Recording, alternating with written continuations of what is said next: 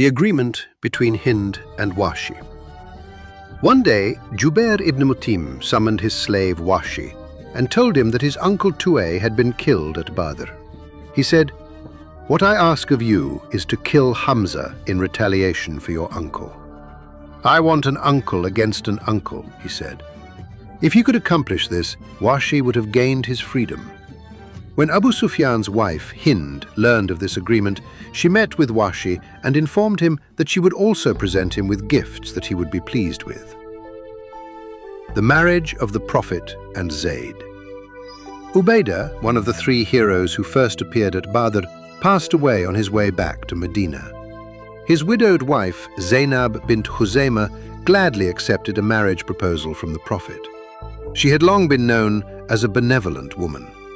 For this reason, people considered it appropriate to call her al-Masakin, the mother of the poor. Zainab arrived and settled in the room allocated to her at the edge of the mosque. However, she would remain married to the Messenger of Allah for only 3 months. Afterwards, she would be sent to the hereafter to become a guest of the Almighty. Meanwhile, at the request of Zayd, whom he had adopted, the Prophet returned to Zainab, the daughter of his aunt Umayyah. This proposal was rejected.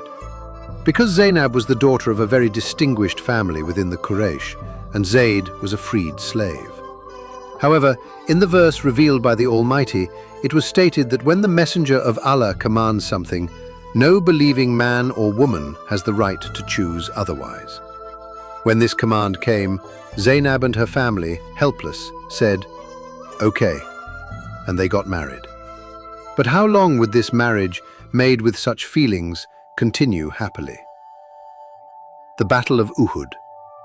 The Meccans, seeking revenge for the defeat at Badr, embarked on a serious campaign, traveling from tribe to tribe. They put all the profits from the caravan that had arrived during the days of Badr on the line. Last moment, the Prophet learned of the event through a letter sent by Abbas. He consulted with his companions in the mosque. He recounted a dream he had seen. In his dream, a cow had been slaughtered, a gap had been made in his sword, and he had put his hand into a strong suit of armor. These were the things many of my companions had seen. It shows that I will be killed, that I will lose a relative. The armor represents Medina. I am in favor of staying in Medina and fighting a defensive war, he said. While he had insisted on facing the polytheist army rather than the caravan at Badr, his spontaneous desire to stay in Medina and fight a defensive war this time did not go unnoticed. Especially the young men, saying they had long awaited such a day, persuaded the Prophet to engage in hand-to-hand combat. Friday prayers were performed. The Prophet put on his armor and weapons in his room and went out. This time, those who were faced with the elders' reprimand said, "O Messenger of Allah, do as you see fit. Let us fight a defensive war." One prophet said, "A prophet does not take off his armor after putting it on without fighting.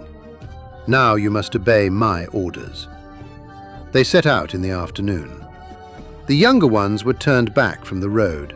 They slept on the road at night. Early in the morning they arrived at Uhud. They reached the pass. Our Prophet positioned a unit of 50 archers in a pass called Ainain. "Whether we win or lose, do not leave here until you receive my order," he said. He repeated this order over and over again. He specifically explained his concern that the enemy might attack from this direction. The battle began. Again, the Muslims were victorious. They quickly drove the enemy before them and began to chase them. They fled, ignoring even the women who were encouraging them to fight by playing drums and singing. Some Muslims began to collect spoils. Seeing them, the archers said, "Let us also collect our share." The commander, Abdullah ibn Jubair, warned them that they had not yet received orders from the Prophet. They did not listen. They began to run towards the battlefield. They said that the Prophet's intention was to wait until the battle was over. Seeing that the pass was clear, Khalid ibn al-Walid mobilized his cavalry. They killed the few remaining people and attacked the battlefield. Those who were fleeing turned back. This time, the Muslims were caught in a pincer movement. They had gone from being victorious to being defeated. Meanwhile, Hamza, who had killed 8 people since the beginning of the battle, finally killed the last person he encountered. He was unaware of the black man who was lurking behind him like a shadow as he was about to strike. But the moment the black man saw that Hamza was in the position he wanted, he threw his spear. The spear entered Hamza's body below the navel and exited from the back. In this state, Hamza could only take a couple of steps and collapsed where he stood. When Abu Sufyan's wife Hind received the news, she acted wildly. Then, together with Washi, she came to Hamza's side, slit open his stomach, pulled out his liver, and began to bite and chew it.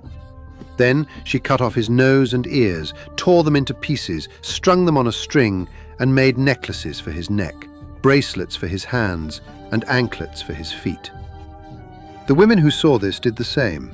They cut off various parts of the Muslim martyrs' bodies and made jewelry for themselves.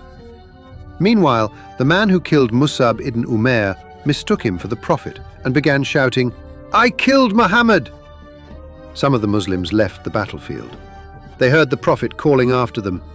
They didn't even hear.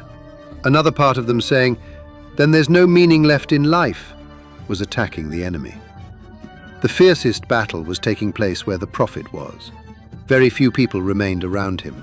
With a blow, 2 rings of his helmet pierced his blessed face. Blood was flowing from his face, and the Prophet said, "How can a group that has stained the Prophet's face with blood be saved and happy?" The Quraysh were pressing harder and harder, so much so that the Prophet, with the few people who remained with him, climbed the rocks. Then he saw the polytheists trying to climb up. He prayed, "O Allah, may they not be able to climb up here anymore." Abu Sufyan, with the joy of victory, was singing, "Glory be to you, O Hubal! Glory be to you, O Hubal!" offering thanks to the idol he believed to be a god. Abu Sufyan said, "Let's meet again in Badr a year later," and the army set out for Mecca. The martyrs were buried one by one, and they returned to Medina.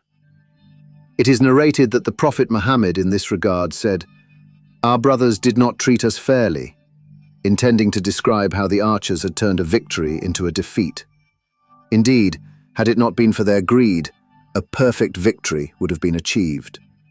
So many women would not have been widowed, and so many children would not have been orphaned. The next day, the Prophet ordered those who had participated in the Battle of Uhud to be gathered immediately. He was worried about the return of the Quraysh. The assembled army, many of whom were wounded, went to Hamra al-Assad. It was understood that they had continued on their way. However, the poet Abu Aziza, who had fallen asleep in Hamra al-Assad, was captured. He had been released at Badr on the condition that he keep his tongue in check. This time, Abu Aziza again asked for forgiveness on the condition that he keep his tongue in check. But the Prophet said, "A believer is not bitten twice from the same snake hole." He ordered his neck to be cut off. The army returned to Medina.